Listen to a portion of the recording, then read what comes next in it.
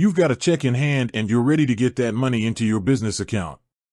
But what's the easiest and fastest way to do it? If you're using Relay, the answer is simple: mobile check deposit. Today, I'm going to walk you through exactly how to deposit checks right from your phone using the Relay app. It's a game changer for busy business owners who don't have time to run to the bank. First things first, make sure you've endorsed the back of the check. This is crucial. Just sign your name, and for extra security, you can write "for mobile deposit" only below your signature. Now, open up the Relay app on your phone. From the home screen, tap the Move Money button. A menu will pop up, and you'll see Deposit Check as an option. Tap on that. The app will then prompt you to select the account you want to deposit the check into.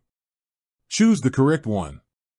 Next, you'll be asked to enter the exact amount of the check. Double-check this number to make sure it's correct. A simple typo can cause a lot of headaches. Here's the fun part: taking the pictures. The app will guide you through this.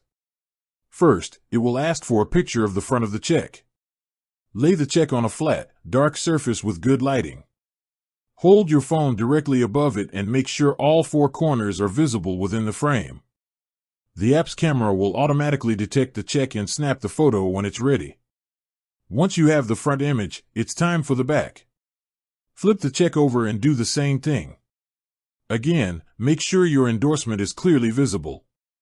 After you've captured both images, the app will show you a summary of the deposit. This is your last chance to review everything: the amount, the account, and the check images. If it all looks good, hit Submit. And that's it. You've just deposited a check without ever having to leave your desk. You'll receive a confirmation email from Relay, and the funds will typically be available within 1 to 5 business days. You can always check the status of your deposit right in the app. With that said, thanks for watching, and until next time.